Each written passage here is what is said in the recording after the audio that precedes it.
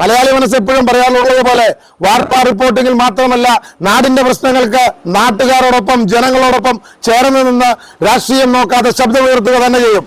അതുകൊണ്ട് തന്നെ ബെന്നി എബ്രഹാം എന്ന് പറയുന്ന ഗുണ്ടയോട്, മദ്യപാനിയോട്, ആഭാസനോട് ഈ മലയാളി മനസ്സിന് ഒന്നേ പറയാനുള്ളൂ. ഇനി ഇതുപോലെ ഒരിക്കൽ കൂടി ചങ്കുറപ്പോടുകൂടി ഈ വീട്ടിലേക്കോ മറ്റേതെങ്കിലും വീട്ടിലേക്കോ കയറി ചെല്ലുവാൻ നിങ്ങൾ തീരുമാനിച്ചാൽ, ഏതോ ഒരു പടത്തിൽ മമ്മൂട്ടി പറയുന്ന പോലെ മുണ്ടഴിച്ചു നിന്നിട്ട് വാഗ്ദാനങ്ങൾ പറയുവാനും വാക്കടിക്കാനുമല്ല, മുണ്ട് മടക്കി കുത്തുവാനും ജോസഫ് അലക്സിന് അറിയാമെന്ന് പറഞ്ഞതുപോലെ മലയാളി മനസ്സിന്റെ ടീമിനും അറിയാം, ഈ നാട്ടുകാർക്കും അറിയാം. അതുകൊണ്ട് ഇതൊരു ഭീഷണിയല്ല, ഇത് ഉറപ്പായ ചങ്കിൽ തൊട്ടുള്ള തീരുമാനമാണ്. അതുപോലെ തന്നെ 2020 അധികാരികളെ, നിങ്ങളോട് ഒരു കാര്യം കൂടി പറയാനുണ്ട്. അല്പം വൃത്തികെട്ട വാക്കെന്ന് ചിലർക്ക് തോന്നാം.